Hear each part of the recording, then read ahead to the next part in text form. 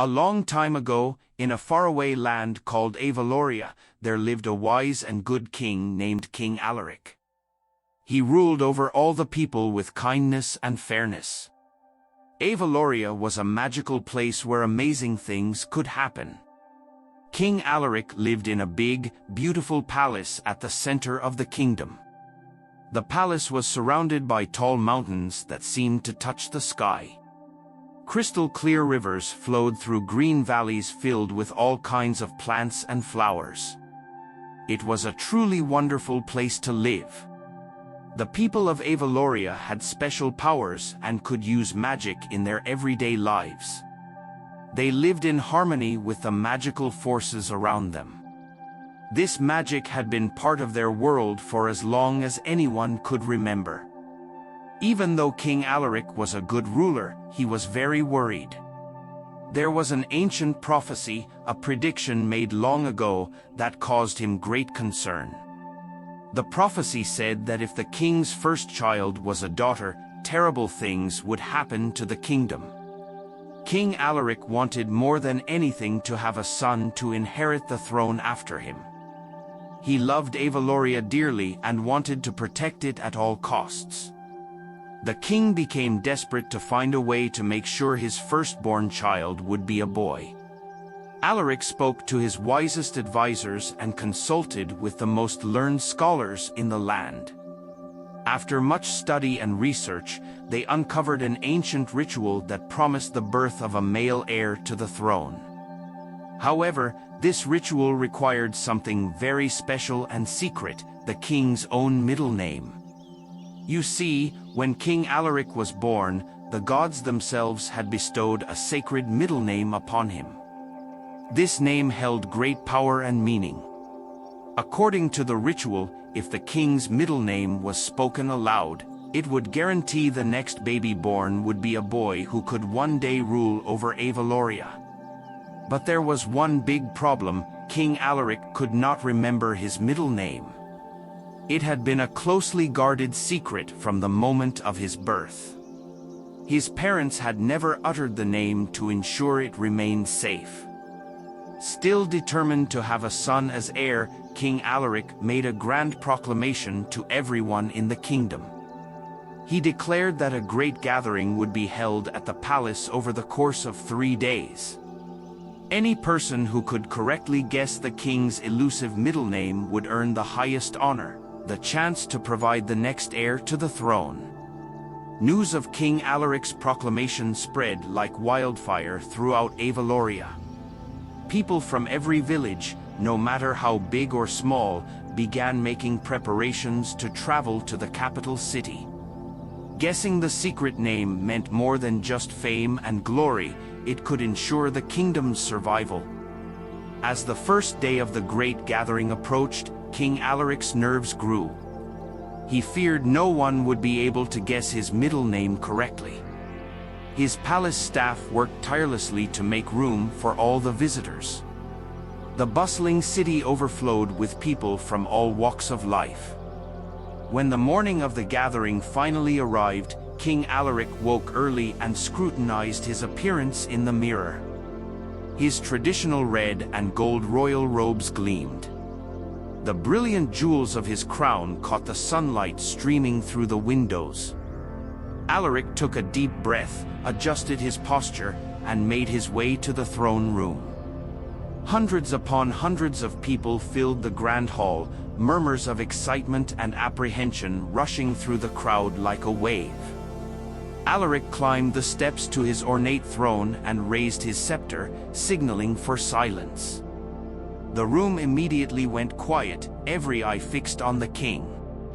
In a booming voice that seemed too powerful for his somewhat meek persona, Alaric addressed his subjects. "Good people of Avaloria, you have all traveled far and made great sacrifices to be here today in hopes of guessing my secret middle name. Only one among you shall have the profound honor of providing our kingdom's future heir." He paused, his eyes roving over the crowd before continuing in a softer tone. "I must admit, I have struggled to recall my elusive middle name bestowed on me at birth by the gods themselves. However, never did I imagine so many of my subjects would journey here today, united in our kingdom's prosperous future. You humble me with your presence." King Alaric stood a bit taller then, his voice regaining its strength. "So I say to you now, let the guessing commence. One by one, please approach the throne and utter what you believe to be my true middle name. My scribes shall record each guess. If one of you happens to be correct, you shall be celebrated as the greatest person in all of Avaloria." The king's last words raised a mighty cheer from the crowd. The first brave soul made their way to the front of the throne room and shouted a name. A hush fell over the hall as the scribe's quill scratched out the name. Alaric slowly shook his head. "I am afraid that is not correct." Next. One by one, people approached to make their guesses. Some threw out seemingly random names. Others spoke carefully considered names from ancient texts. A few clever participants even tried variations of names or combined names together creatively. But alas, after hours and hours of guesses, not a single person had spoken Alaric's true middle name. The king's expression remained warm, but his heart sank a little more with each failed attempt. As the evening torches were lit, King Alaric stood once again, raising his hands for quiet. "My loyal subjects, you have shown great bravery and determination this day. However, it seems my unique middle name continues to elude us." His eyes crinkled with a sad smile. "Take heart, for we have 2 days remaining to uncover my elusive name. Return tomorrow refreshed and ready to resume our quest. Together, we will ensure the prosperous future of our beloved Avaloria." King Alaric turned and retreated from the throne room, leaving the crowd to disperse. While most people simply returned to their temporary lodgings for the evening, doubt began creeping into others' minds. What if they could not guess the king's middle name in the next 2 days? What catastrophe would befall the kingdom then? As for Alaric, he lay awake most of the night, tormented by terrible visions of the prophecy coming true. He could not fail his people. Providing a male heir was his sacred duty. At the first hint of sunrise, the king rose and began preparing himself for yet another day of endless guesses. The fate of Avaloria rested on those few who could uncover his most vital, secret name. In a small village nestled among the rolling hills of Avaloria, there lived a young woman named Rhea. She had kind eyes that sparkled like blue jewels and long golden hair that shone in the sunlight. Despite her beauty, Rhea's life had been filled with sadness and difficulty. When Rhea was just a little girl, a terrible tragedy struck. Both of her parents passed away unexpectedly. Poor Rhea was left an orphan with no family to care for her. The village elders felt awful for the kind-hearted child and decided to help. They arranged for Rhea to go live with her aunt, a woman named Lyra, in a village not too far away. Lyra already had 3 children of her own, 2 twins named Rowan and Willow who were just a little older than Rhea, and a younger son called Ash. Aunt Lyra welcomed Rhea into her home and did her best to care for her along with her own kids. Rowan, Willow, and Ash accepted their new cousin and tried to make her feel like part of their family. Still, no matter how loving they were, Rhea felt a deep loneliness without her real parents. As the years went by, Rhea grew into a beautiful and caring young woman. Her aunt and cousins all loved her very much. But that empty space in Rhea's heart from losing her parents never completely went away. She longed for the warmth and comfort only a true family could provide. Then, something very strange began happening to Rhea. One night, she had the most vivid and realistic dream. In the dream, Rhea saw herself wearing beautiful royal robes and a golden crown. She was standing in a grand throne room, holding a scepter and ruling over Avaloria as its queen. When Rhea awoke, her heart was pounding with excitement and confusion. The dream had seemed so incredibly real. She rushed to tell her aunt and cousins all about her peculiar dream vision. Aunt Lyra listened with a bemused expression, while Rowan, Willow, and Ash snickered a bit. To them, the idea of their orphan cousin becoming the queen seemed quite silly and far-fetched. They brushed it off as just an odd dream and nothing more. However, the vivid dreams kept happening to Rhea night after night. Sometimes they were slightly different, but she always saw herself as the respected and powerful ruler of the kingdom. No matter how silly it seemed, Rhea could not simply ignore these dreams. They felt too real to be meaningless. Around that same time, news of King Alaric's proclamation spread throughout the land. Rhea overheard people in the village gossiping about the king's need to produce a male heir, and his grand plan to have people guess his secret middle name. Whoever guessed correctly would win the great honor of providing the next heir to the throne. As Rhea listened, she couldn't help but wonder, could her strange reoccurring dreams be connected to the king's urgent situation? Could she somehow be destined to help the king continue his family's royal bloodline? It seemed too unbelievable to be true, and yet Rhea felt a nagging sensation that the dreams were trying to tell her something important. Aunt Lyra also heard about King Alaric's proclamation and saw it as a potential opportunity for her own children to achieve greatness and power. She began nurturing ideas of Rowan, Willow, or Ash somehow guessing the king's name correctly and being chosen to carry the next heir. Just imagining one of her own offspring ruling over Avaloria made Lyra's heart swell with pride and greed. As the first day of the great gathering approached, Rhea's dreams were more intense than ever before. She told her aunt and cousins about the latest one, where she could actually sense the weight of the crown on her head and feel the velvety royal robes draped across her body. This time, instead of laughing, Lyra's face twisted into an angry scowl. The idea that her orphan niece might somehow be the chosen one related to the king made her seethe with jealous rage. She couldn't let Rhea's silly dreams be an obstacle to her own children's success. That night, Lyra gathered Rowan, Willow, and Ash together in secret. With a frighteningly stern expression, she warned them about Rhea. Mark my words, Rhea's peculiar dreams are not just dreams, they are ambition, a desire to seize power for herself. Lyra hissed. We cannot allow her to interfere with your opportunities at the gathering. One of you three could be chosen to continue the king's line and rule over this kingdom.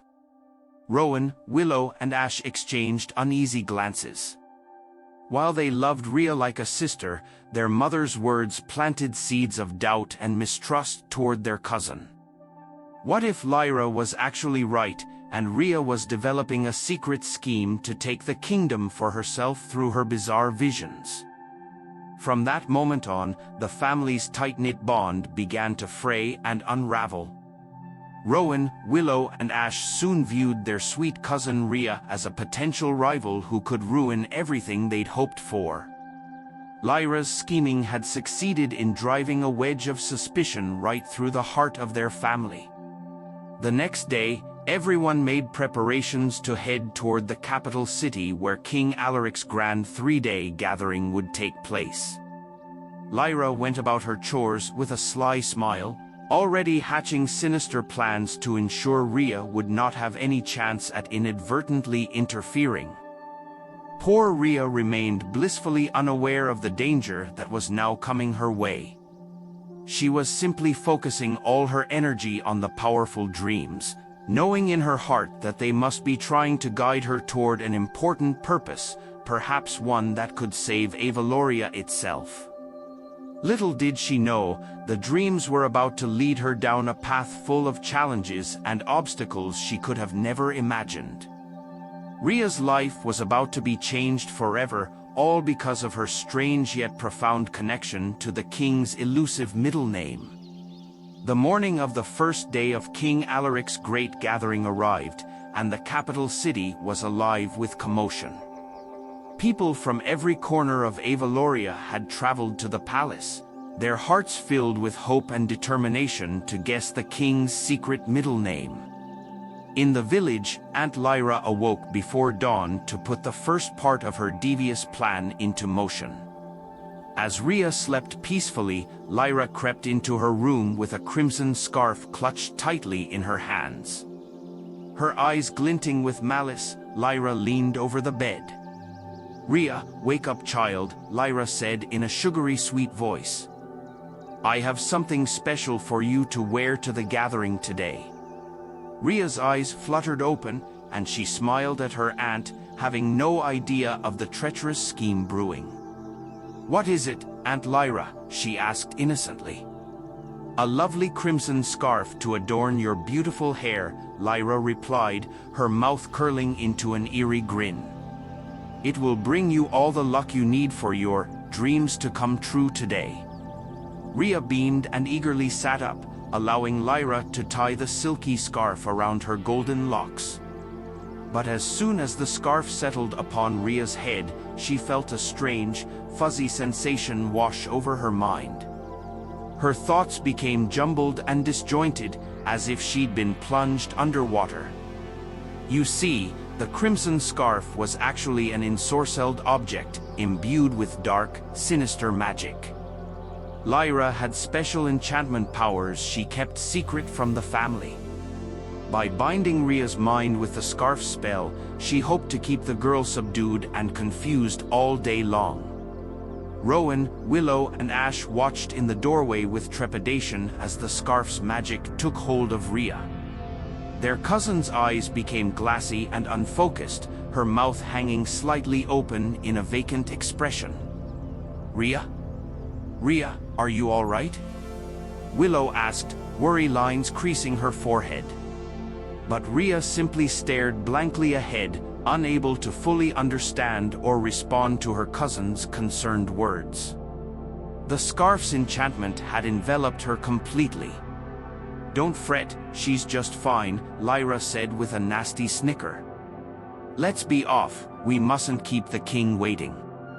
With that, Lyra gestured for the children to follow her out the door toward the waiting carriage that would take them to the palace gathering.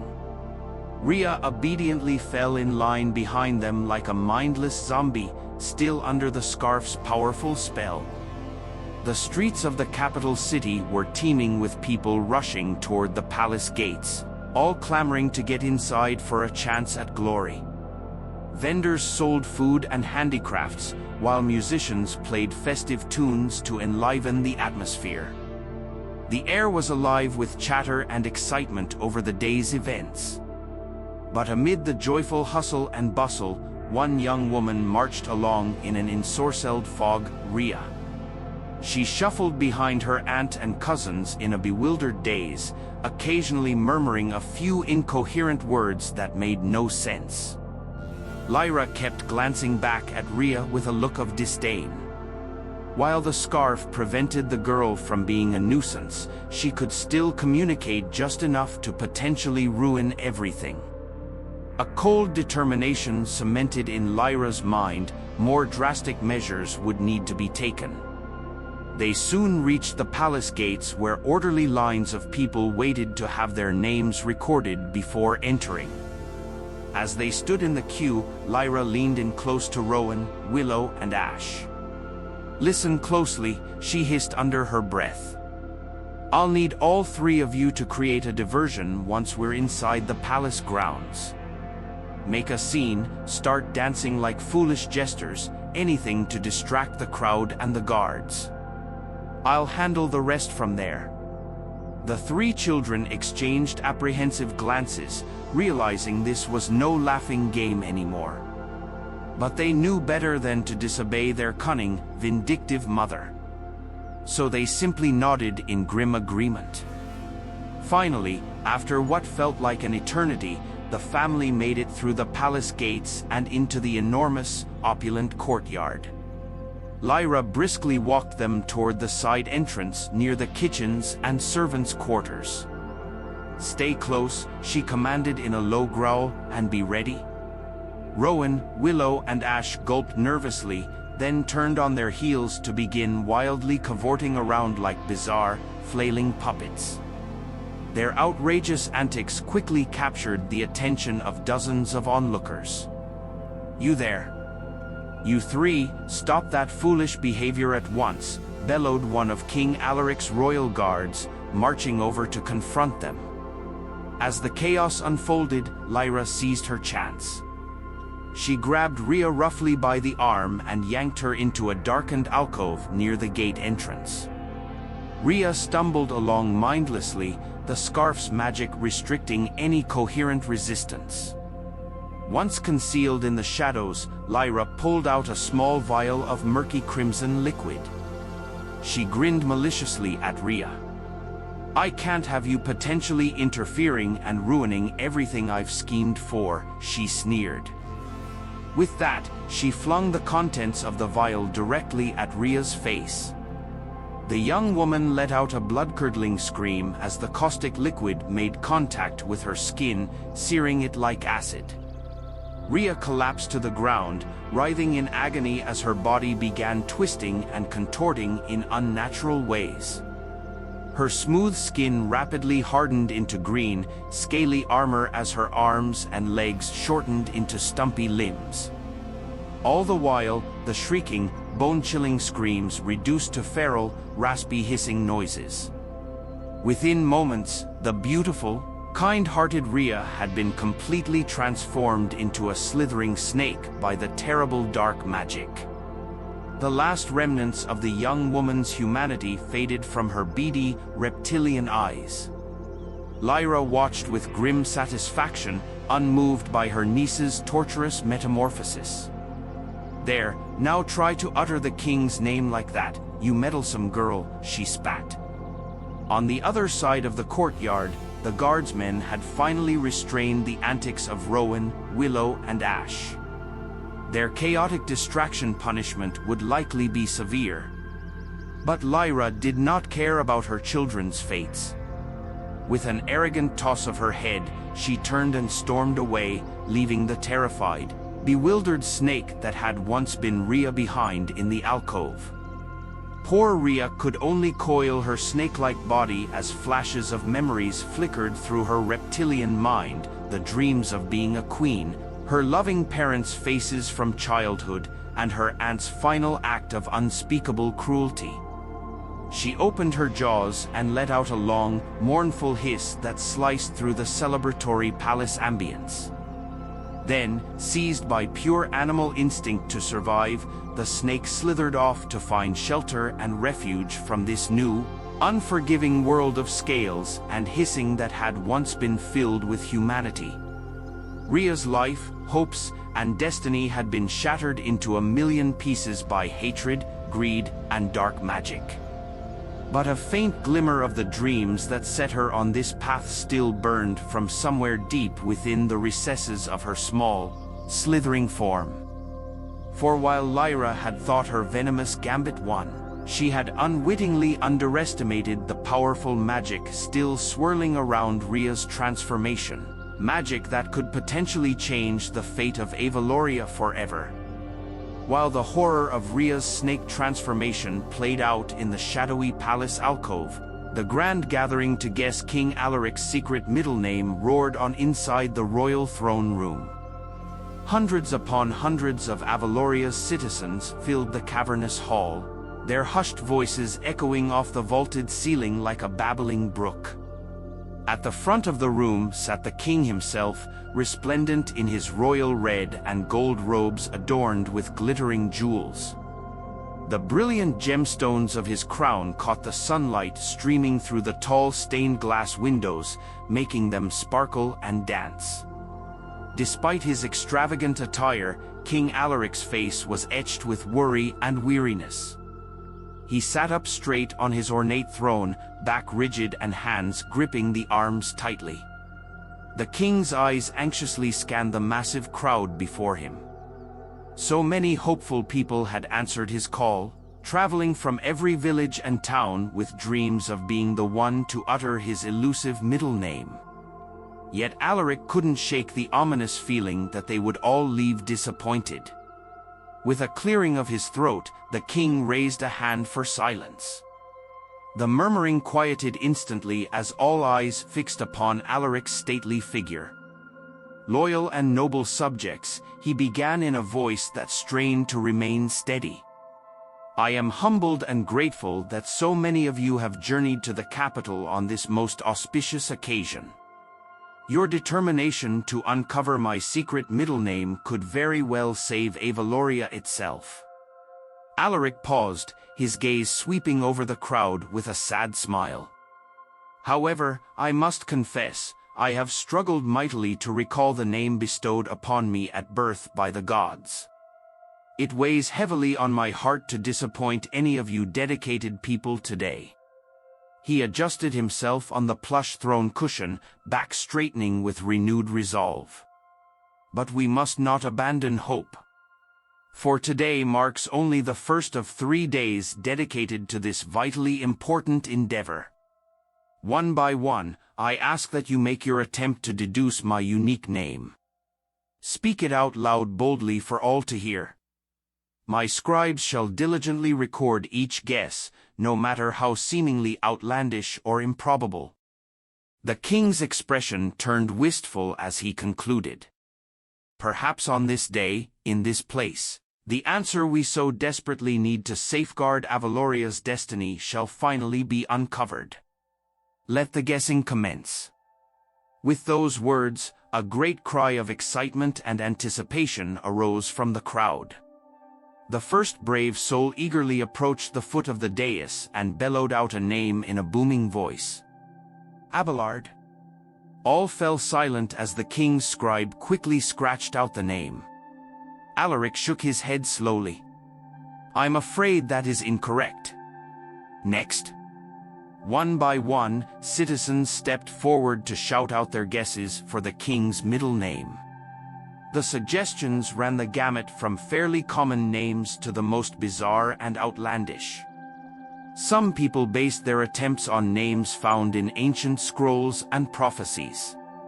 A few clever sorts even tried word combinations or creative rearrangements of syllables from different names. Yet despite the range of guesses, not a single person managed to utter King Alaric's true middle name on that first monumental day of the gathering. As the hours dragged on, the king's expression remained stoic yet tinged with deepening sadness and concern. Finally, as the last rays of golden sunshine faded from the throne room windows, it became clear the day's efforts had been an utter failure.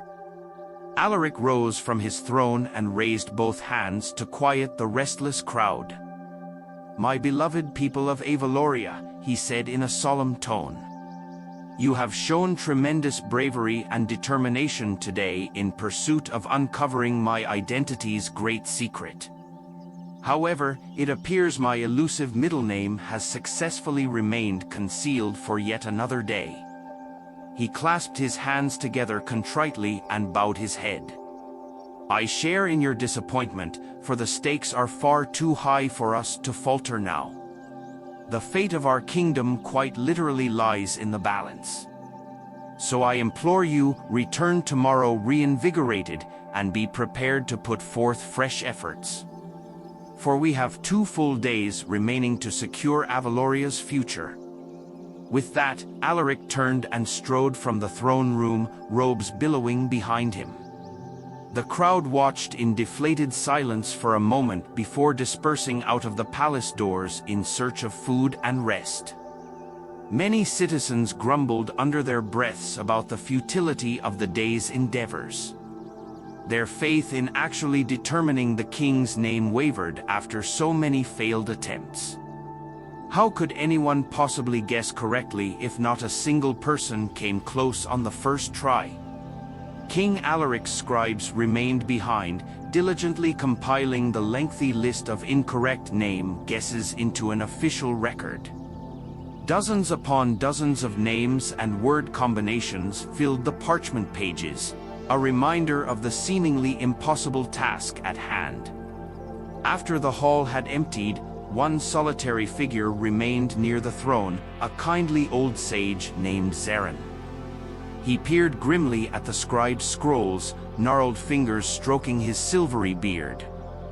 Things appear quite grim for King Alaric, he mused aloud to no one in particular. So much hangs in the balance, and still his truest name evades us all. Zarin shook his wise head, deep lines crinkling around his eyes. Perhaps on the morrow, the gods shall grant us a glimmer of enlightenment in this dire situation. For Avaloria's sake, one can only hope. With those ominous words hanging in the air, the elderly sage turned and slowly shuffled from the throne room, leaving it in complete and foreboding silence. Meanwhile, in the palace's darkest recesses, a bewildered little green snake slithered along the cold stone floor, hiding in the shadows. The snake's beady black eyes still held faint glimmers of human awareness and longing, the echoes of the life cruelly stolen from the once kind-hearted and beautiful Rhea. While the monstrous Lyra and her spiteful brood reveled in their treachery, Rhea was forced to exist as a lowly, slithering creature, trapped in a nightmarish form. Yet no matter how dire her physical transformation, she could not fully relinquish the profound dreams and visions that had first set her on this ill-fated path.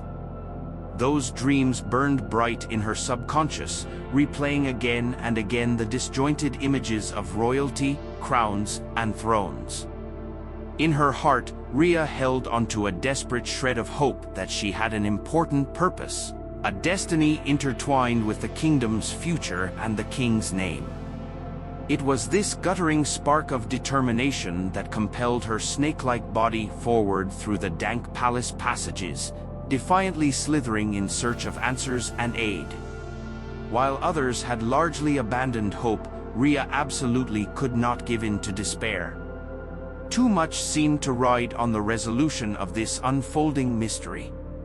Her powerful dreams had brought her to this dark place, this living nightmare born of cruelty and greed. But the very same visions that damned Rhea were now her sole light in the abyss, her solitary beacon glimmering faintly, yet guiding her toward an unseen path that could finally reveal answers long obscured. As night fell over the weary kingdom of Avaloria, none could foresee the pivotal role Rhea's unlikely journey would soon play in determining the fate and destiny of all its inhabitants. Deep in the shadowy underbelly of King Alaric's grand palace, a small green snake slithered along the dank, cold stone floors. This was no ordinary serpent, but the cursed form of the once beautiful young woman named Rhea. Her body had been grotesquely transformed by dark magic, but her mind still flickered with haunting visions and fragments of humanity. As Rhea's beady black eyes blinked and her forked tongue flicked out to taste the stale air, she could sense the palace's vibrant surroundings. The sounds of music, laughter, and raucous celebration echoed all around her, drifting in from the courtyards and gardens above. For while King Alaric and his people struggled to unravel the mystery of his secret name, the rest of the kingdom carried on without a care, blissfully ignorant of the grave consequences should they fail. Rhea felt a pang of sorrow and longing wash over her small, slithering body. Just a short time ago, she had walked among those jubilant crowds as a person, an orphaned yet kind and gentle young woman plagued by prophetic dreams of royalty. While others dismissed her nighttime visions as silly fantasies, Rhea's heart burned with conviction that they held vital significance, even if she didn't fully understand their meaning. And now she had been cruelly robbed of her humanity, all because of her Aunt Lyra's vile ambition and jealousy. Rhea's mind recoiled at the haunting memory of Lyra's malicious sneer as the odious woman hurled the transforming potion, muttering that she wanted to prevent her niece from interfering. Interfering with what, exactly? The question coiled around Rhea's subconscious like the serpentine form she now embodied. As the echoes of her shattered past swirled through her reptilian brain, Rhea felt a sudden jolt, her human determination reasserting itself with startling clarity. She was not simply a dumb beast slinking through the palace depths, some profound purpose still burned within her soul. The visions she had experienced so vividly could not be meaningless coincidence, but rather pivotal keys to unlocking Avaloria's dire situation. Her dreams had repeatedly shown her transcendent scenes of ruling over the kingdom wearing opulent royal attire and an ornate crown, imageries that seemed cosmically intertwined with King Alaric's desperate quest. Perhaps she held a destiny greater than even she could comprehend. The mere notion injected newfound urgency and resolve into Rhea's small, cold-blooded form. Moving with unnatural speed and focus for a serpent, Rhea slithered purposefully through the winding subterranean corridors. Her powerful drive to understand and unravel this unfolding mystery guiding her body forward like an unrelenting force. She quickly navigated past dank storage rooms, abandoned scullery spaces, and dusty wine cellars, always heading upward, drawn instinctively toward the warmth and sounds of activity from the world above. At last, Rhea reached an arched entryway spilling forth a warm amber glow. She poked the very tip of her scaled snout out from the shadowy passage, obsidian eyes adjusting to take in her surroundings. She had emerged into what appeared to be some sort of immense kitchen area. Roaring fires blazed in enormous hearths where dozens of servants and cooks toiled over bubbling pots and sizzling roasts. The unmistakable aromas of succulent roasted meats, fresh-baked breads, and exotic spices wafted through the air so thick Rhea could almost taste them. The serpent's tiny black tongue flicked out hungrily. Her primordial hunting instincts tingled within her mind, the predatory thrill of pursuit igniting in her borrowed beast's body. These smells, these tantalizing flavors, represented life itself, sustenance to fuel her relentless quest. Rhea knew in that instant she craved more than mere morsels, however. She thirsted for the truth that could unshackle her from this wretched form and potentially save her kingdom. But how could a lowly snake communicate, let alone uncover the answers she so desperately needed? A new wave of despair threatened to drown Rhea's fiery determination. Just then, a small flicker of movement in her peripheral vision snapped her senses back to razor focus. There, nestled in a dimly lit corner near some empty flour sacks, sat the unassuming figure of a young kitchen lass. She appeared no older than a girl of 12 or 13 years, her dirty hands idly penning doodles in the thin layer of pale dust coating the floor near her feet. The servant girl's dull brown braids swung back and forth slightly as she hummed a melancholy tune to herself. Rhea felt an unfamiliar yet undeniable urge radiating from her scaly underbelly. In a trance-like state, she began slithering directly toward the young girl, hissing with alien intonation as she closed the distance between them. The kitchen servant glanced up with a start, her eyes going wide as saucers at the sight of the snake rapidly advancing on her. She shot to her feet and stumbled backwards in terror, mouth agape in a silent wail as she braced herself against the wall behind her. Rhea slithered closer still, her dark serpentine tongue flicking out as she fixed the girl with an intense, utterly human gaze that seemed to bore straight through to her very soul. As the terrified servant watched in shock and amazement, the snake rose up with its head wavering in the air before it, almost as if regally addressing her. In that moment, two worlds, The mundane reality of loyal servants performing thankless tasks and the unfathomable dimension of prophecies and magic converged in a breath. The kitchen lass stared in stunned awe as the snake's jaws opened wide and the unmistakable sound of a young woman's voice issued forth, in a raspy yet melodious chant. I dreamed a dream of a gilded crown, Avaloria's fate I could not turn down. Spirits shrouded in greatest plight conceal the king's name, his realm's light. I was once the maiden, beauty ripped away. Serpent coils ensnare, destiny at bay. My quest remains to cure this blight and unlock the truth of monarchic right. A slithered sibilance, my ally seeks. A servant's pure heart, the key peace speaks. Open your soul to my noble plea, Rhea's triumph or vile prophecy? As the ethereal verse faded from the air, the kitchen girl felt her entire body trembling violently, overwhelmed by what she had just seen and heard. While only moments ago she was certain the scaly intruder merely sought to devour her, she now sensed an inexplicable feeling of wonder and awe surrounding the strange creature, or was it more than just a beast? Somehow, some way, the answers Rhea desperately sought apparently rested within the heart of this lowly servant girl. Their fates were now inexplicably intertwined in a dizzying cosmic choreography of magic, ambition, and sacrifice playing out above the mundane mortal plane. When at last the petrified girl found her voice, she uttered the only words her rattled state could muster. What? What in all Avaloria are you? The slithering snake rose up once more, radiant intensity burning behind the glimmer in its inhuman eyes. Instead of horrifying hisses, Rhea's gentle tones issued forth again, filling the tense air with profound wonder and hope against all odds. I am the path you seek, and the path needs you.